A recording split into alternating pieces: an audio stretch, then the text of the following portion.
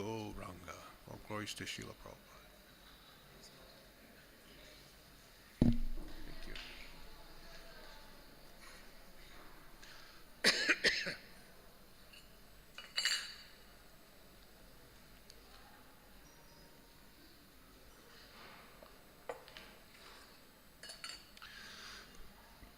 So, good morning to all. Thank you for coming. Today's class in the beautiful Bhagavatam,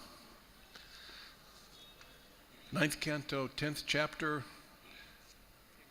52 and 53.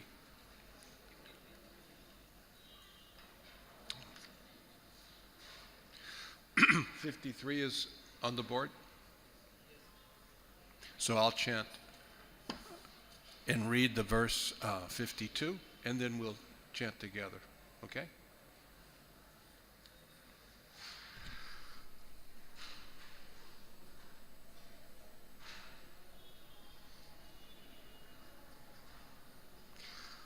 Vananivat nadyo giraya varshani dvipa sindavaha sarve kama durga asam pragyam paratarsabha.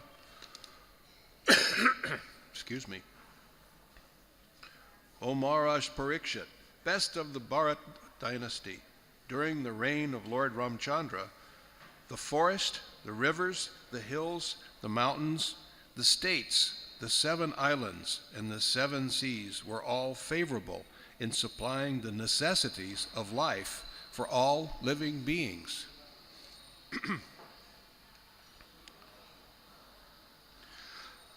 Nadi, Vyadhi, Jara, Glani, Dukha, Shoka, Gaya, Klamaha, Mrityus, Kanchinchatam, Nashad, Rame,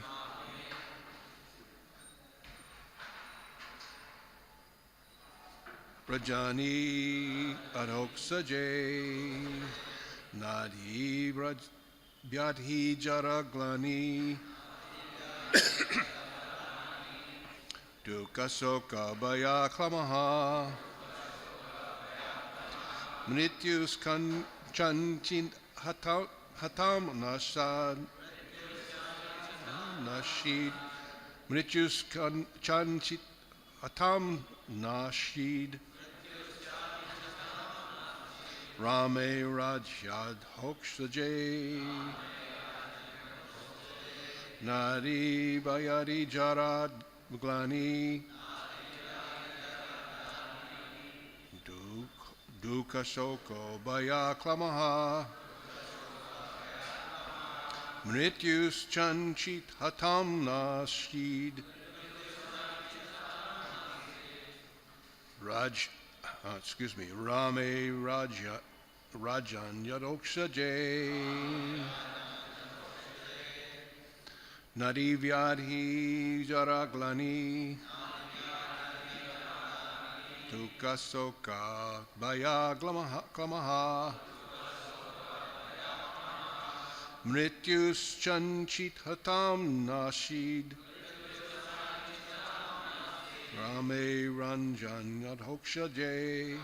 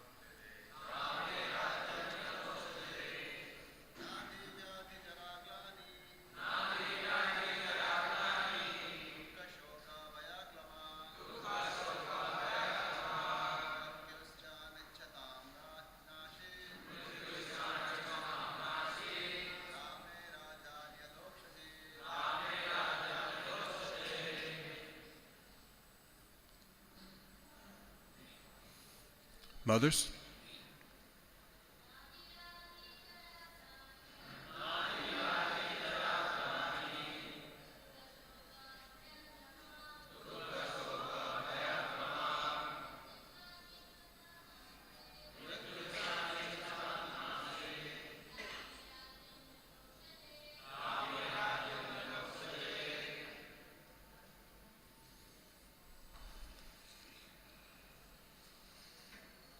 Na, not. Adi, Adhyatmika, Adibodhika, and Adidaivika. Sufferings. That is, sufferings from the body and the mind, from other living entities, and from nature. Vyadhi, diseases. Jara, old age. Glani, bereavement. Dukkha, grief. Shoka, lamentation. Bhaya, fear. Klamaha, and fatigue. Mrityu, death. Cha, also. Anchinhatam, of those who did not like it. Na ashit, there was not. Rame, during the rule of Lord Ramchandra. Rajani, because of his being the king. Adhoksaje, the Supreme Personality of Godhead, who is beyond this material world. You have to pardon me, I can't see, my eyes are a little blurred, so sometimes I can't see it. I have to pause. Translation. When Lord Ramchandra, the Supreme Personality of Godhead, was the king of this world, all bodily and mental suffering, disease, old age, bereavement, lamentation, distress, fear, and fatigue were completely absent. There was even no death for those who did not want it. Purport by His Divine Grace, Srila A.C. Bhaktivedanta Swami, Srila Prabhupada. All these facilities existed because of Lord Ramchandra's presence as the king of the entire world. A similar situation could be introduced immediately, even in this age of Kali, this age called Kali, the worst of all ages. It is said, Kali Kali Nam Rupe Krishna Avatar. Krishna descends in this Kali Yuga in the form of his holy name, Hare Krishna, Hare Ram. If we chant offenselessly, Ram and Krishna are still present in this age. The kingdom of Ram was immensely popular and beneficial, and the spreading of this Hare Krishna movement can immediately introduce a similar situation, even in this Kali Yuga. Om Agyantimarandasya Gyananjana Shakya Chakshur Unmilitam Jena Tasmai Sri Gurave Namaha. Sri Chaitanya Manobishtam Stapitam Jena Bhutale Swayam Rupakadamayam Dadanti Swapadantikam. Hey Krishna Karuna Sindhu Dina Bandhu Jagat Pate Gopesha Gopeka Kanta Radha Kanta Namostute Tapta Kanchana Gaurange Radha Brindavaneshwari Brisha Bhanustate Devi Pranamami Hari Priye Jai Sri Krishna Chaitanya Prabhu Nityananda Sri Advaita Gadadhar Shivasadi Gaur Bhakta Vrinda Hare Krishna Krishna Krishna Hare Hare Hare Rama Rama Rama Hare Hare Panchakalpa Tarubhyas cha Kripasinupayeva cha Patitanam Pavanebhyo Vaishnavebhyo Namo Namaha. So, What a statement Prabhupada has made in this purport. It's a very bold statement. Prabhupada made bold statements. So let me read the verses again.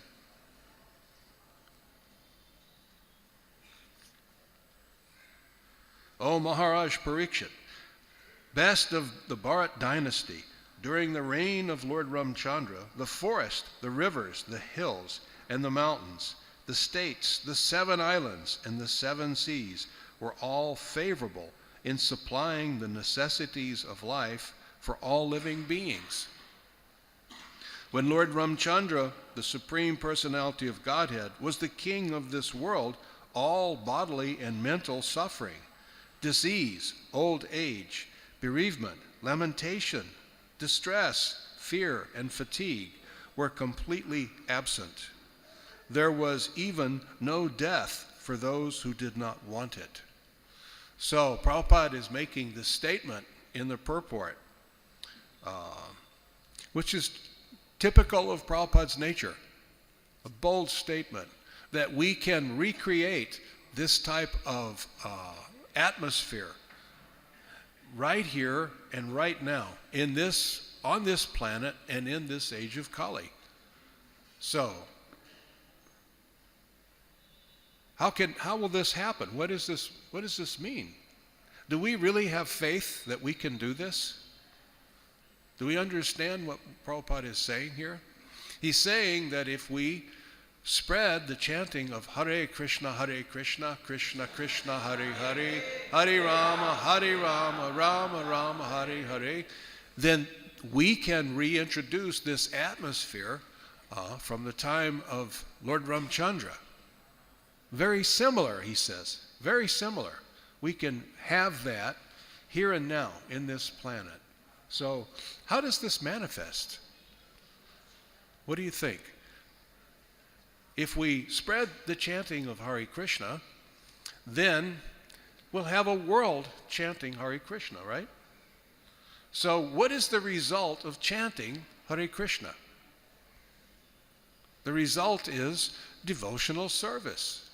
If you pray for devotional service, Krishna awards you with devotional service. You see? So what we're doing is we would see the recreation of the spiritual world here on this planet.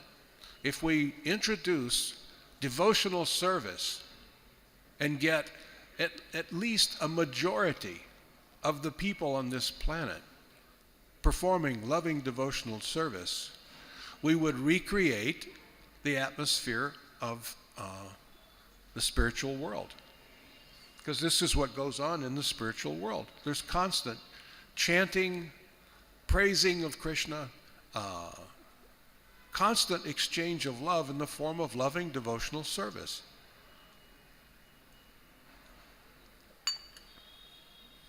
So this is what Prabhupada's statement means. It gives a tremendous meaning to what it is that we're doing. You see, we actually can and will, during this golden age of Lord Chaitanya, we will recreate this atmosphere of the spiritual world. You can notice the difference when you come in, if you're walking out in the streets of Mumbai or any city. There's so much passion, ignorance. People are in, they're in such of a hurry mood. You know, beep, beep, beep, get out of my way. Who do you think you are? Why are you in front of me? Take your car and move aside. So I should be the only one on this road. Therefore, I'm upset. I'm upset because you're in front of me. You see? So I'm thinking, I'm the center. I'm the center of everything. And because you don't recognize that I'm the center and you're in my way, I have some difficulty with you. So what kind of klesh is this? Adibodhika, right? Other living entities are giving me suffering. Why, he's in my way. I want to go someplace to have some enjoyment, or I want to go to work, and he's disturbing me. He's in my way. You see, I should be able to go faster. So it's sometimes too rainy. In the United States right now, it's too cold. And sometimes it's too hot. I will be in Arizona this summer in the United States. It'll be very hot, you see. So these are the sufferings from nature. This is there, you see. Even here, the climate is very good in Mumbai, but in the summertime it can get kind of hot, 40 degrees maybe. Huh? So, and sometimes in the wintertime it's a little chilly. But Prabhupada is saying that we can change this. We can change the suffering from other living entities and the suffering from the nature, Adidivika. And we will relieve the suffering in our own minds, which is the most common of the kleshas. We will experience much more suffering within our mind than from anything else. This agitation. Typically, agitation is, I don't get what I want. I want this. I want it very badly. And because you're in my way, or you're my adversary, that makes you my enemy. You see? We can see that all through our society. The governments are built on this principle. We have this party and we have this party. They have how many, do they have different parties in India? In America they have the Democrats and they have the Republicans. And they're always struggling for power, you see. So, I want power and I want power, so that makes you my enemy because you want the same thing that I want. So, this adversarial relationship is everywhere. I want to get down the road quicker, but all of you people are in my way, so you're my adversary. You see, I'm at work and I'm wanting a big promotion. I want to make more money, but you are more qualified and you're going to get the promotion. That makes you my adversary. You see that? So we can see the disturbance in society. I want, and you are my obstacle. You are my adversary. So I have kind of like an enemy. You're my enemy. So I have to do better than you. I have to defeat you somehow. I have to work hard and get recognition so that I can get some promotion. So we can see this is going on in the material world. But when we walk off the street into any one of our ISKCON temples, we see that this atmosphere goes away. For the most part, there may be some little tinges, right? Sometimes there's some because people aren't fully cleansed. ISKCON is like a hospital, Prabhupada said. So in a hospital you have people who are very sick, but they're taking their medicine and they're getting well. And you have people who have been there for a long time and they've been taking their medicine regularly and they're getting healthy, you see. And you have people who just checked in. So ISKCON is like that. We have, for the most part, we have so many pure devotees within ISKCON. You see? Because you're doing this process. Just look at, well, how you start your day. You start your day with darshan of the Supreme Lord. Chanting praises to the spiritual master. Chanting the holy name. So, what Prabhupada has given us in this morning program, this process for ISKCON, is a recreation of the spiritual world. I had someone ask me one time, I think it was back in the 70s, someone asked me, when we go back to Godhead, Are we still going to have to go to Mangal Arti? Do I still have to chant my rounds once I go back to Godhead? So this was, he was new. He was a new devotee. And he was thinking, if I do this, then someday I won't have to do this anymore. It's too much of an austerity. But what happens after you perform this process that Prabhupada gave us? In time, you become not only attracted, but attached. Isn't it? You become attached. So, and you want to chant. You want to assemble. We assemble here, excuse me, we assemble here in a non-inimical atmosphere. We're not enemies.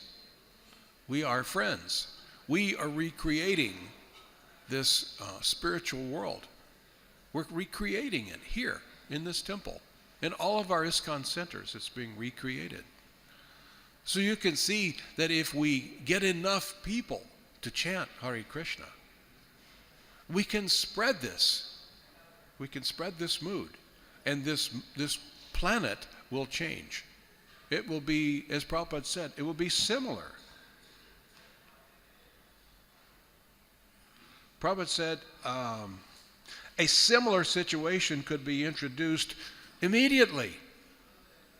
We could do this immediately if we had enough potency, you see, enough dedication,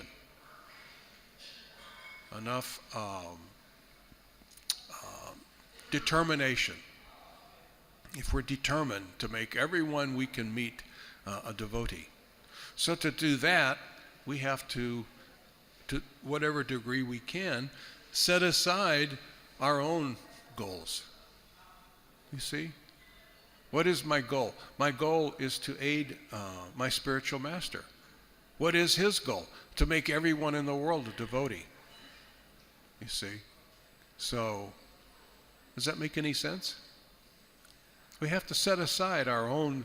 Tamal Krishna Maharaj one time told me that we have to get over our tiny, insignificant lives. What is the importance of some? If we could be very, very successful and make, maybe become very famous and maybe wealthy. Even if you do something very amazing, like if you invent some product, you know, or maybe you start, it's like, what is this man that's the Amazon? What's his name? Jeff Bezos. So all of a sudden, it's like he came out of nowhere, isn't it?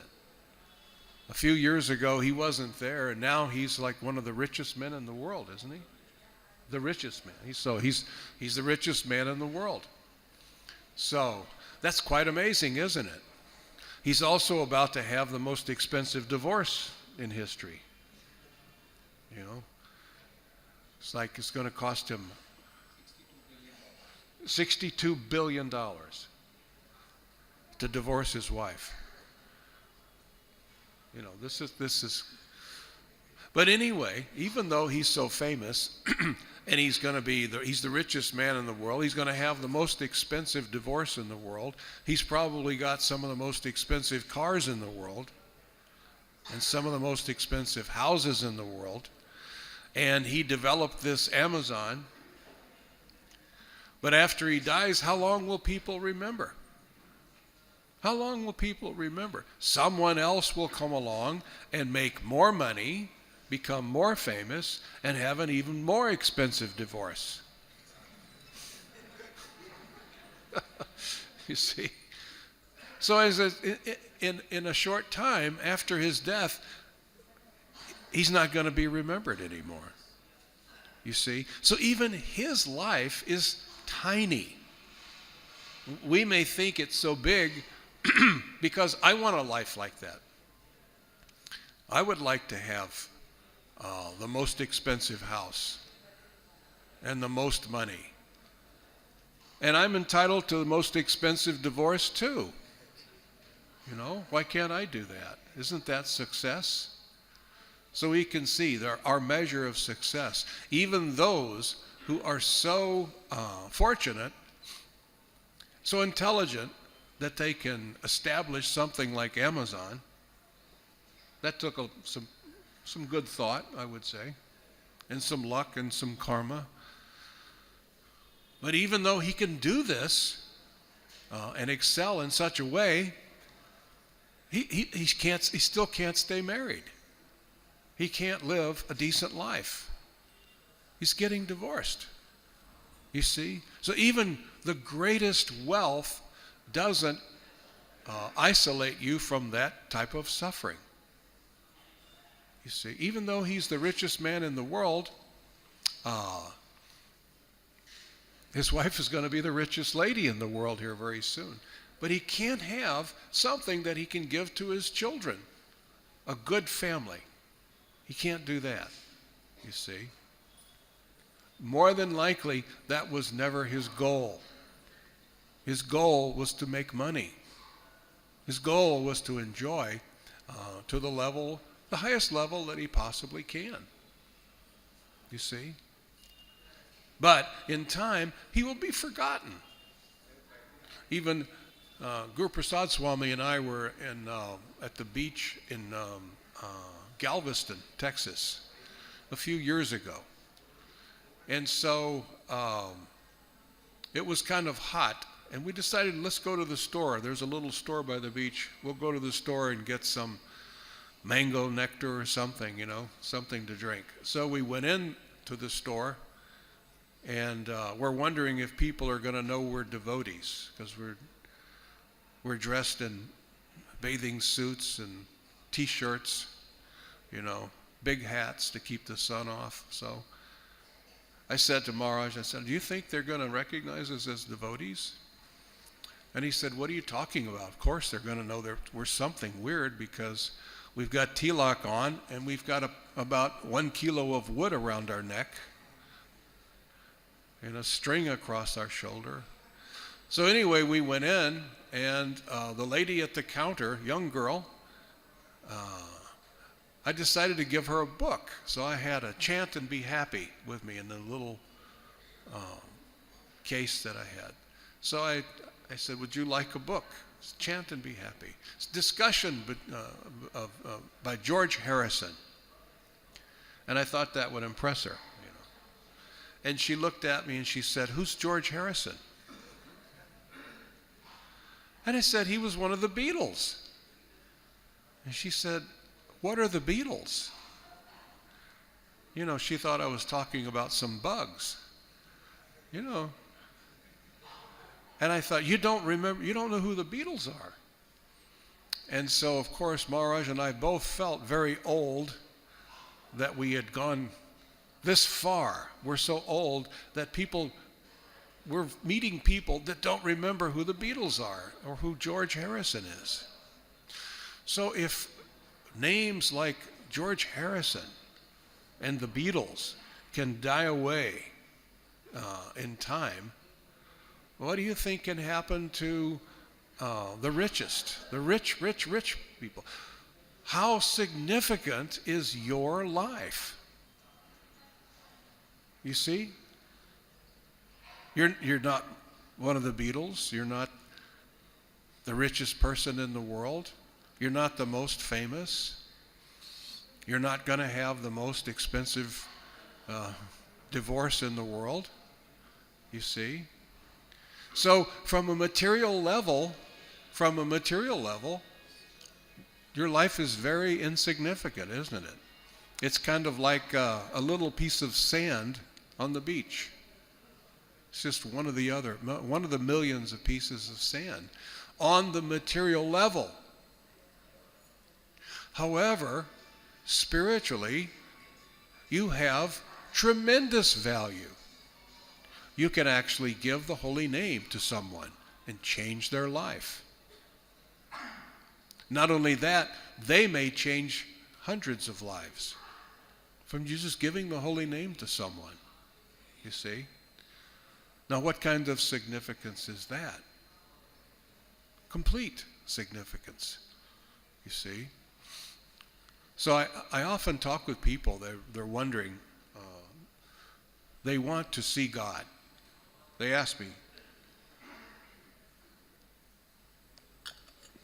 they say, can I see God? Is it possible if I do this Hare Krishna chanting of yours? Is it possible for me to see God?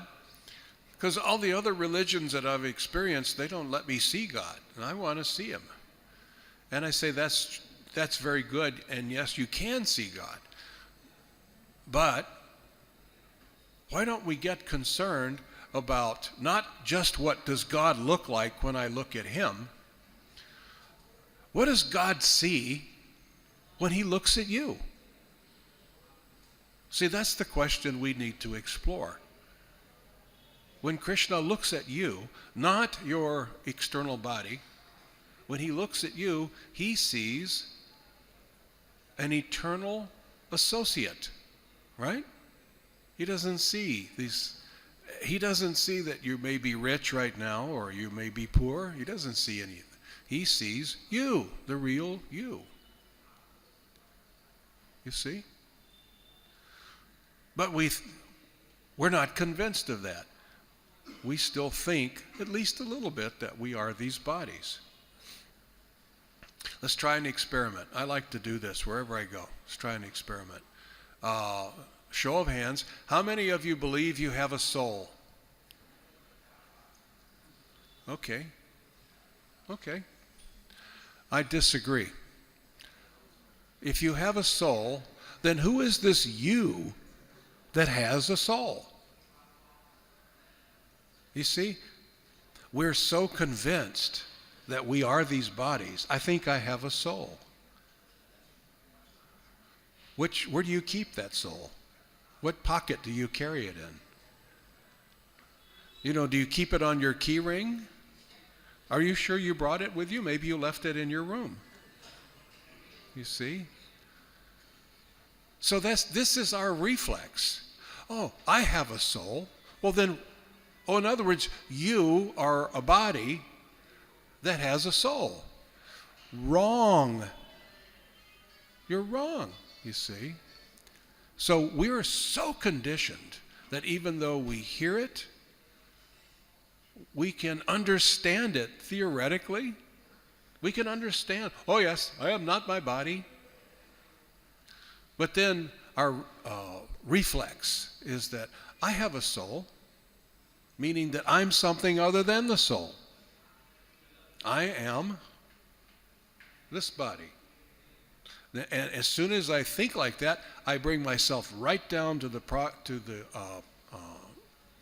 on the same level as the animals. You see?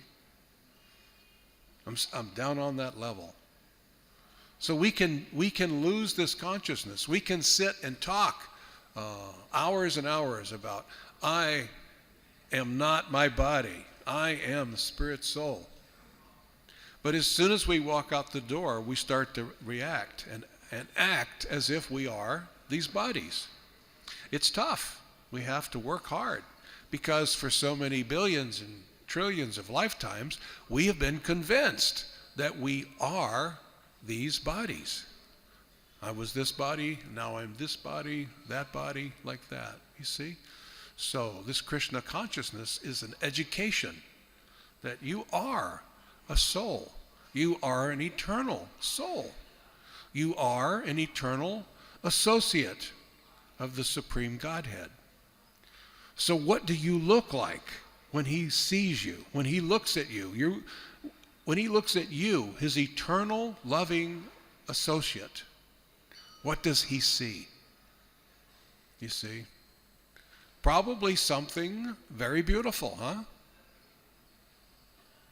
If you're Krishna's eternal associate, why would you not be beautiful? Do you think he would want you to be ugly? Or even mediocre?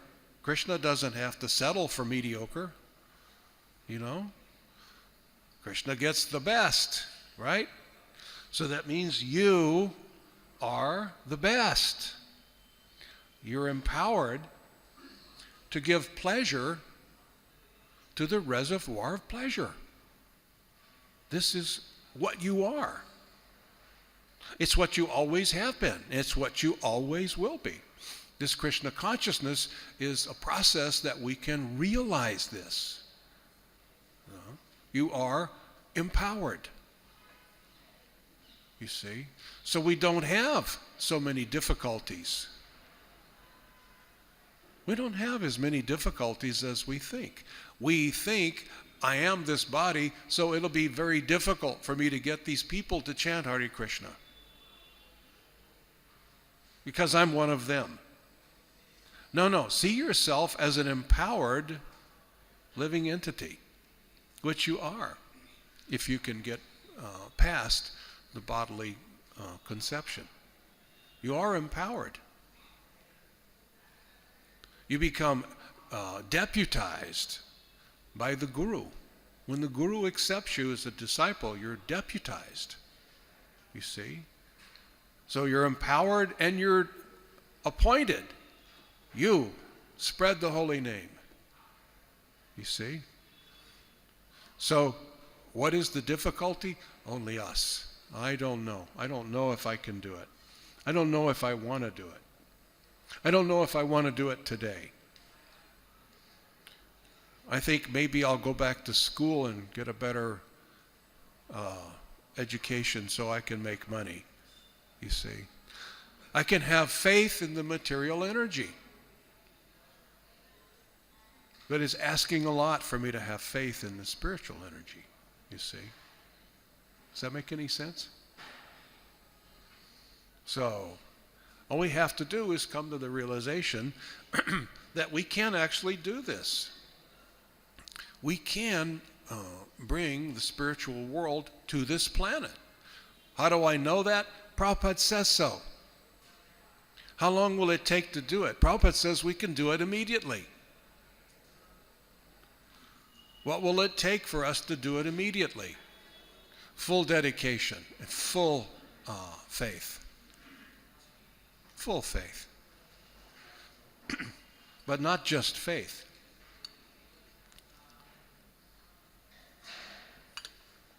What is there that's beyond faith? What should faith give you? If you have faith, what? Huh? I still didn't hear. Yeah. Right. And if I extend my faith, how long should I have faith? If I have faith in Krishna,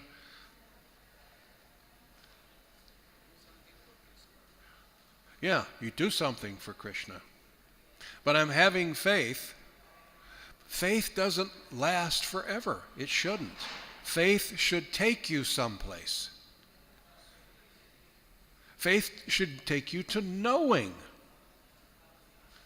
Faith is a bridge to knowing. If I see you and I think, oh, what a nice gentleman. I think you would be a nice friend. I have faith that you would be a good friend.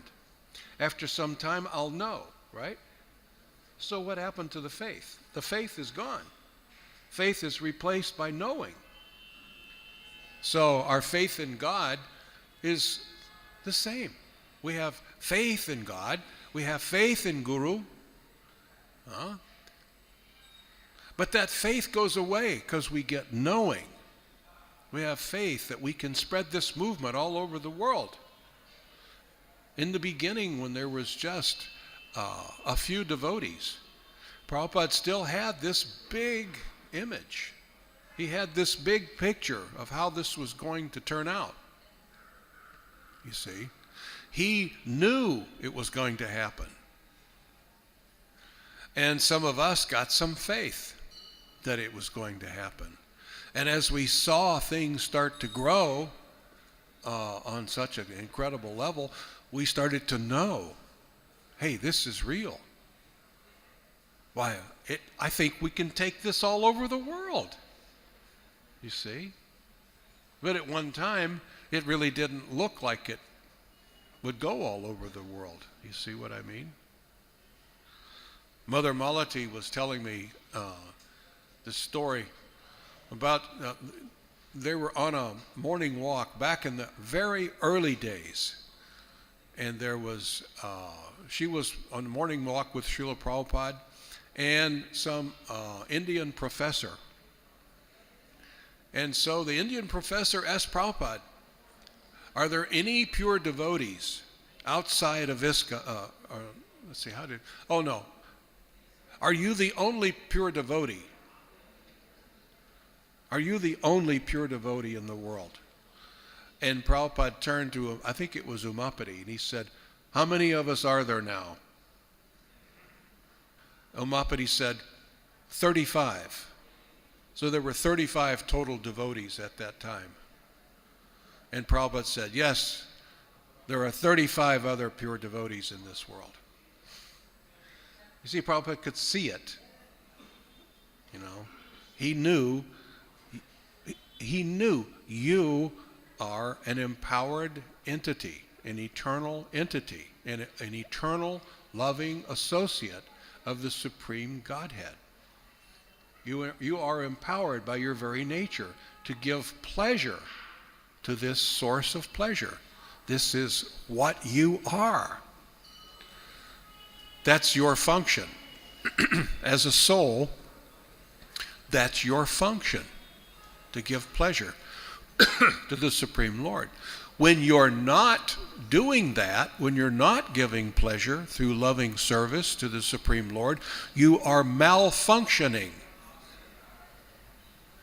You see what I mean? It means you're off the tracks.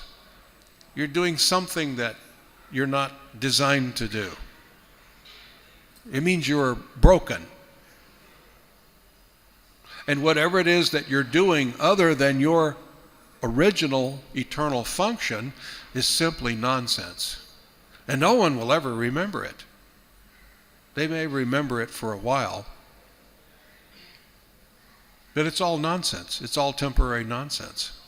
Completely useless.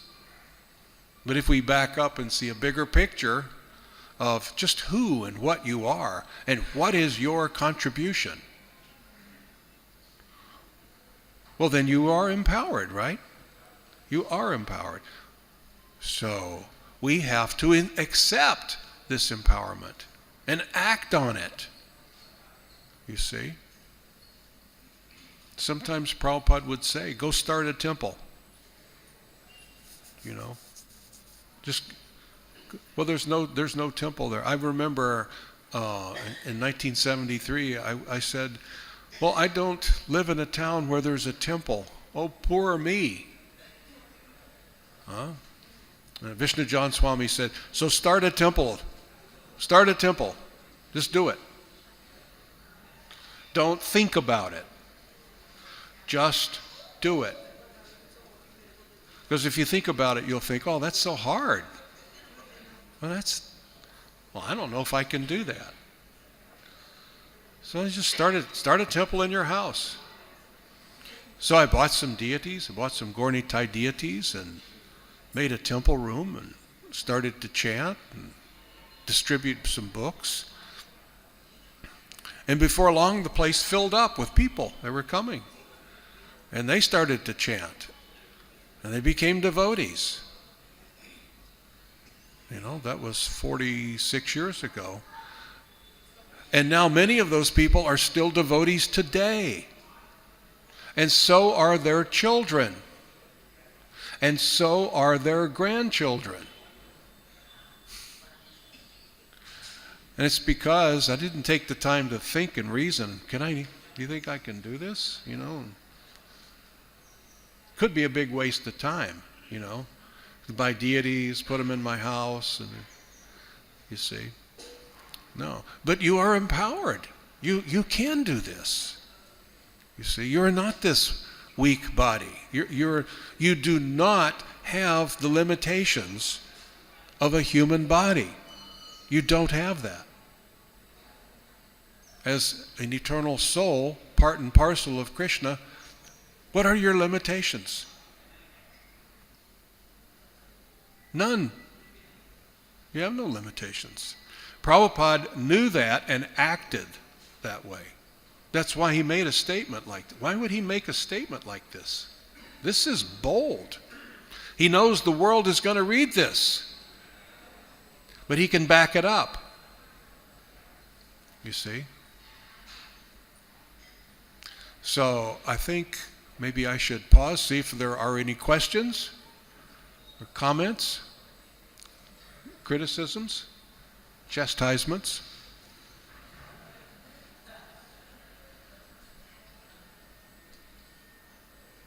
Anybody? Yes.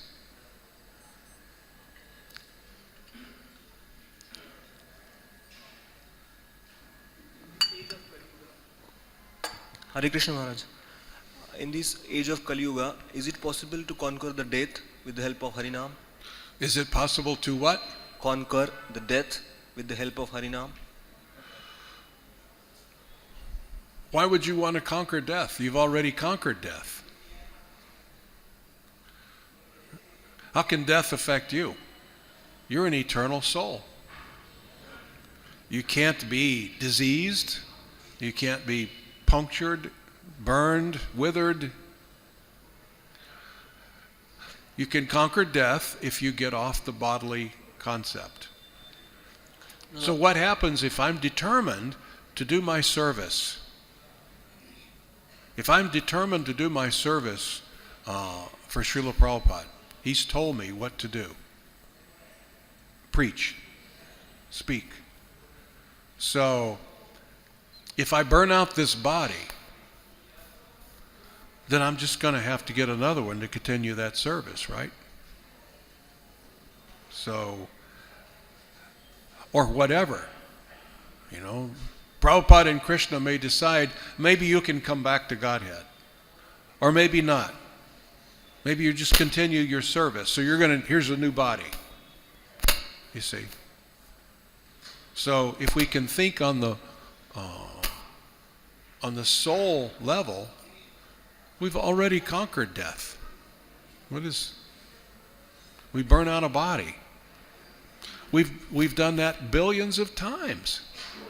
And still, here we are. You see? As you get older, you know you're going to burn this body out. And it doesn't matter, because it's not working so well anyway. It's like when you have an old car. You know, have you ever had a really old car and it starts to break down? You're kind of looking forward to getting a new one, you know. So we have to become convinced that we are not these bodies. I'm not sure what death will do to me, but I'm determined to continue my service. You see? Of course I'll burn this body out. As you get older, it's kind of hard to be attached to your body. You know? It's just such a source of misery. You know. I mean, when you're in your 70s, if you get a subscription to the gym and you go work out, you know, and you lift weights, does it mean you're going to be young and handsome again? You know? What is your future? This body is old. You know, what can I do to make it strong? But I can realize that I'm not this body.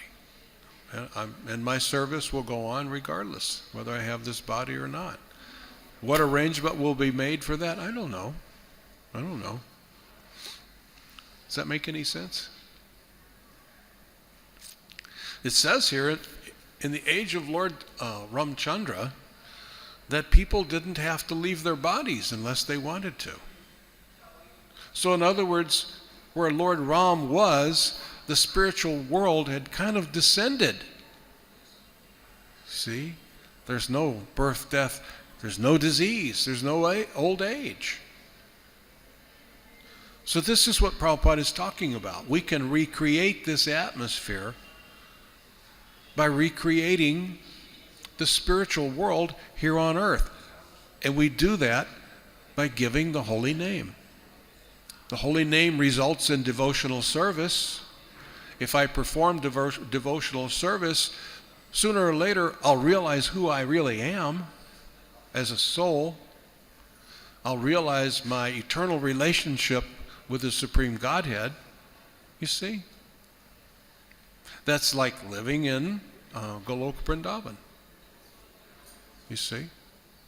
So we can do this. It's not a stretch of the imagination. We can. And we will do this. This will be done. Who are those that will step forward and take credit for doing it? That's the question. It's like Krishna told Arjuna on the battlefield. All of these people they're already dead. I've already decided the outcome of this battle. I just want you to take credit for doing it. You see? It's like that. You know, Krishna, that's the meaning of empowerment. Empowerment means it's not you that's doing, it's Krishna doing it through you. And we have to be spiritually mature enough to realize that this is not me. I'm not doing. I'm willing to serve. My desire, I'm desiring to serve. So then Krishna says, okay, I think you're sincere, so I will work through you. You see? Does that make any sense? What else? Yes? Yeah, you.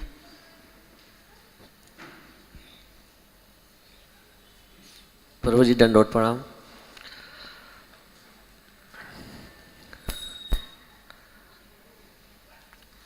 Generally, Prabhu ji, we see that the holy name of the Lord, whether it is chanted by knowingly or unknowingly, but I see that we are going to in the society and canvassing people that just chant holy name. But in family also I see that people are not ready to chant.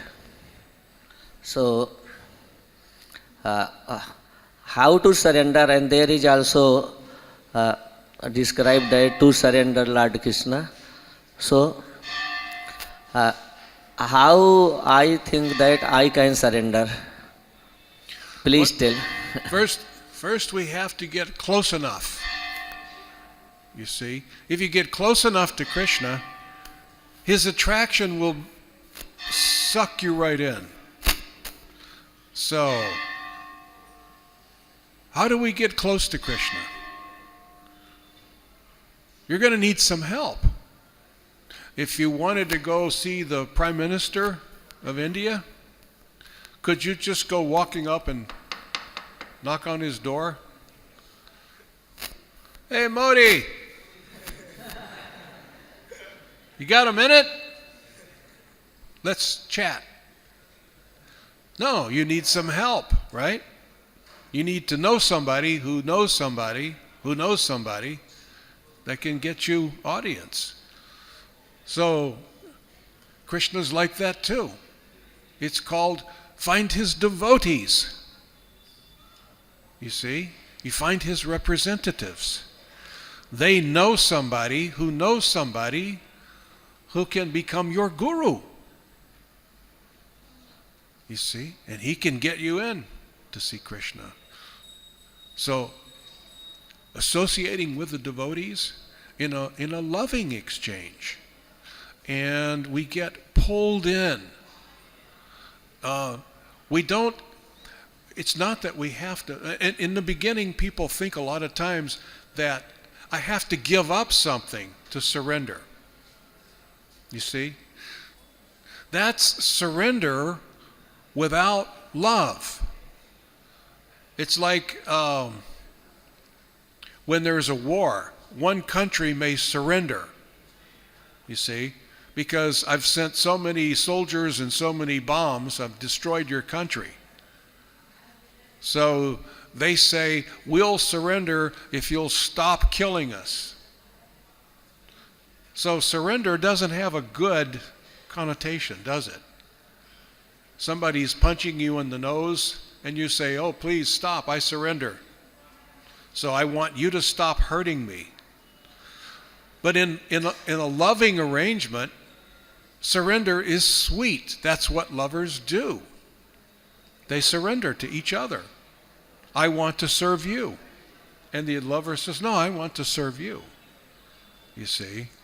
So, in becoming Krishna conscious, it's not that we have to give up.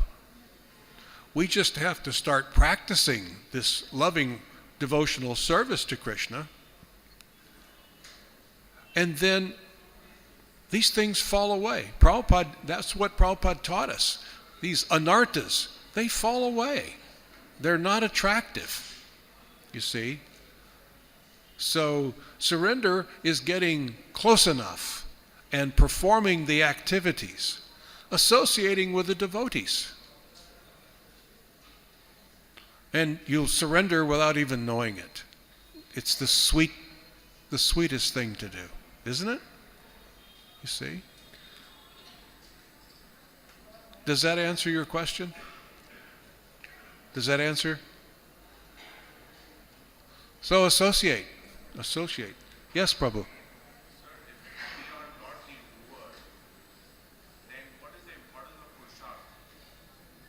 If we're not the doer?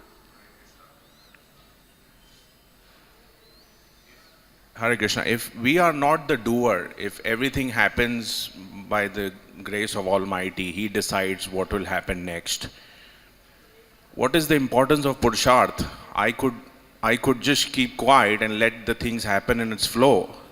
What is the importance of Purusharth? Because I want to please Krishna. I want to be one of those that's out there pleasing Krishna. So Krishna is willing to let me, if I desire to serve Him, He's willing to let me and even empower me to serve Him. It's like if we want to make some offering to Krishna, well, you have to have some resources, right? So you want to make some offering of a mango. Well, you don't have mangoes. You can't make a mango come out of your hand or out of thin air. So you have that desire, that loving desire. So then Krishna, He provides the resource. He provides this mango. You want to offer Krishna money. So Krishna Krishna says, I am the ability in man. Whatever ability you have, that's me. So, and you want to offer some money to me, then I'll give you the resources to offer money to me. You see? You have the free will. You can say, I choose not to serve Krishna. And that's okay. There's no punishment. Krishna doesn't come and give you a spanking, you know. But if you say, I choose to serve, then Krishna says, then I'll make you a part of my plan. I have this wonderful plan. And I like it that you want to be part of it. So you are coming back to your original consciousness as my eternal, loving associate. You see? You're waking up from this material disease because you want to be a part of my plan. This is what we do in the liberated stage, in Goloka Vrindavan. We want to be a part of Krishna's plan, you see. And to that degree that we want that, we're empowered to be so. You see? Doesn't mean we won't have to struggle. Krishna will like to see us struggle for Him. But He'll help. But that's a demonstration of our love Well, that we're willing to struggle for Krishna, to serve Krishna. Does that make any sense? Good question. Yes, Prabhu. Aren't we part of Krishna's plan anyway, regardless of what But we we choose have, to do? Or yes, not but we do? have free will. I can say, Krishna, you take your plan and share it with the rest of them. I'm going to do my own plan. That's why we're here.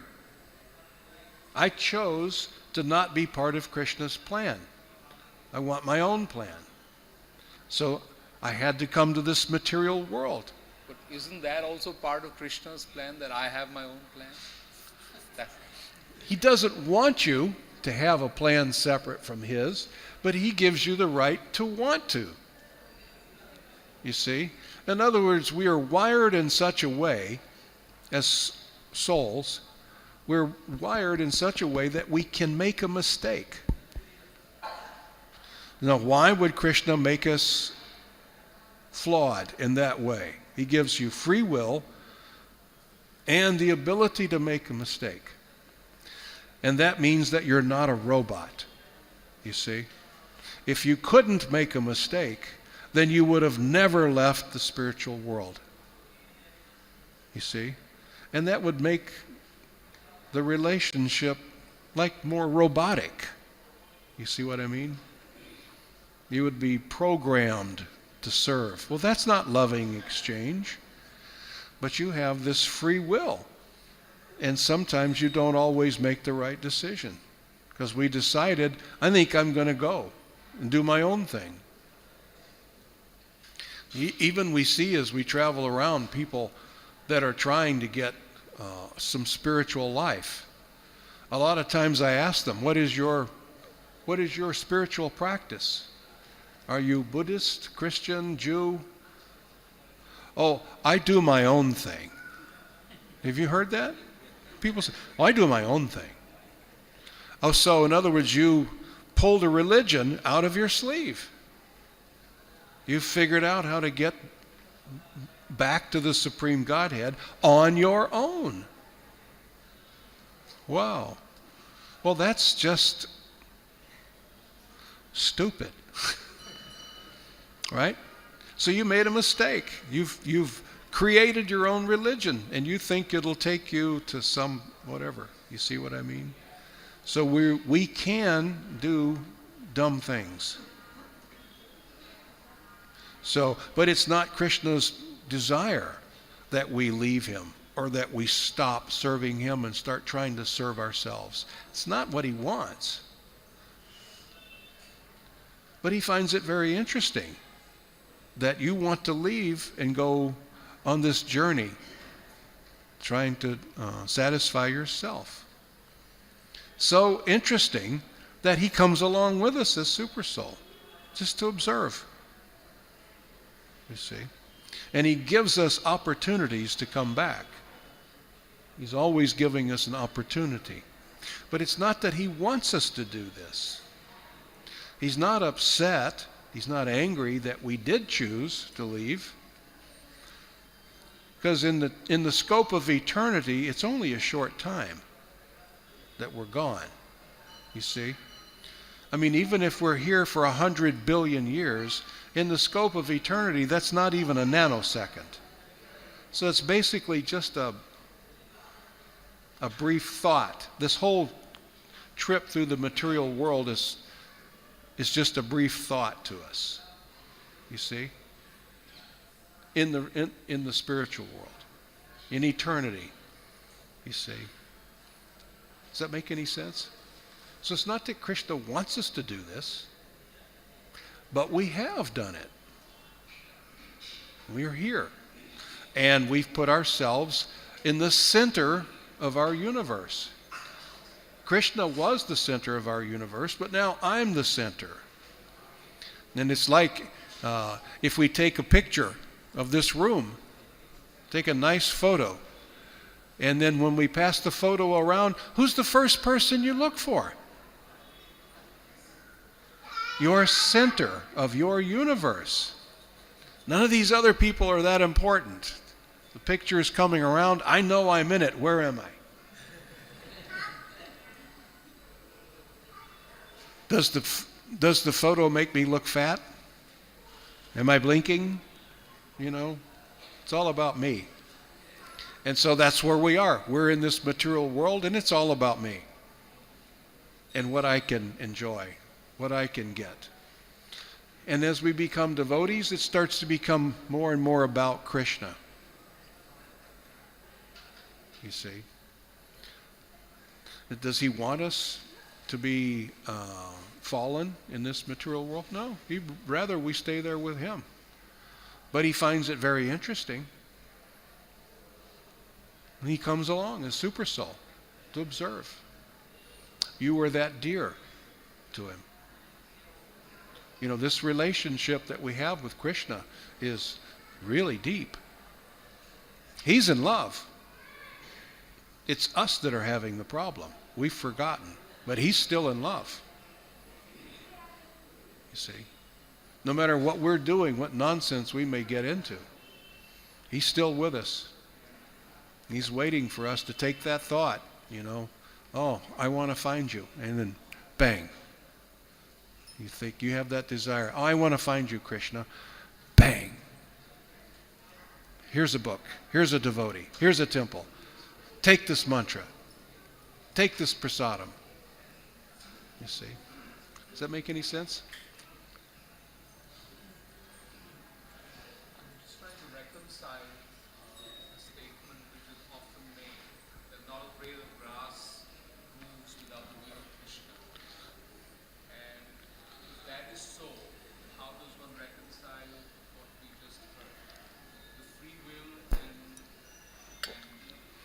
not a blade of grass.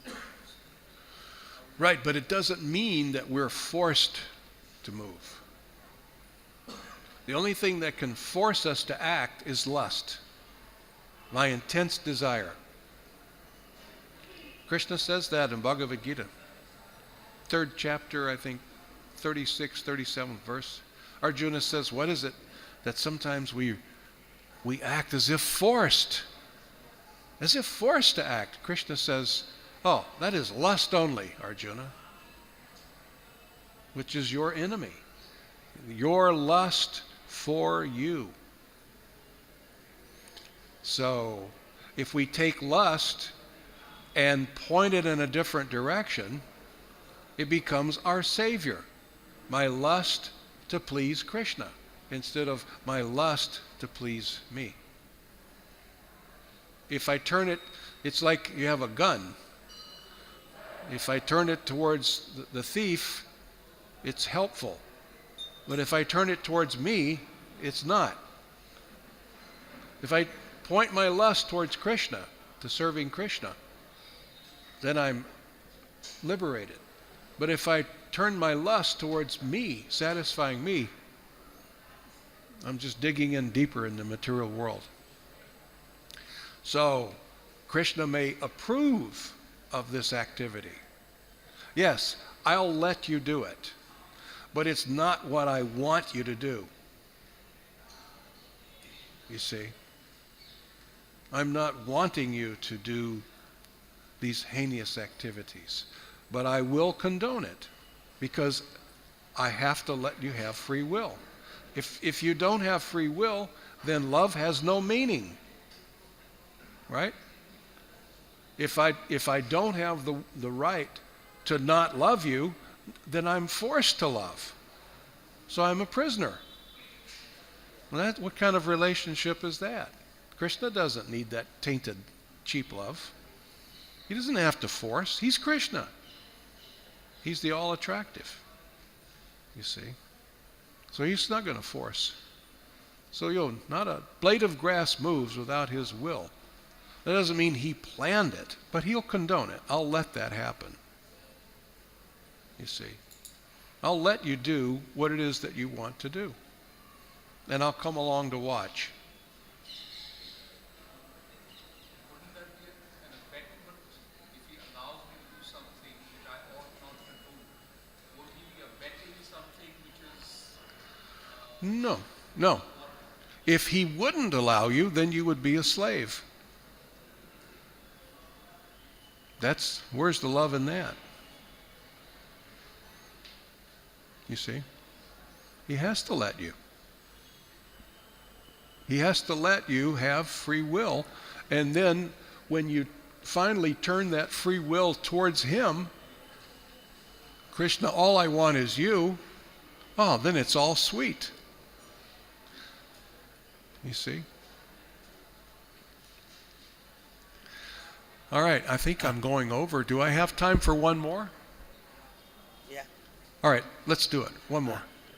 Hare Krishna. Hare Krishna. This is comment. Bhakti Siddhanta used to say, don't try to see the Lord. You do service such a way that Lord will come and see you. And suppose we want to see the Narendra Modi, it will be very difficult for us to see him. But if the Narendra Modi want to come and see the devotees sitting in the Bhagavatam class, it will be much easier for them. Hare Krishna. Hare Krishna. Thank you. Jai, all glories to Srila Prabhupada.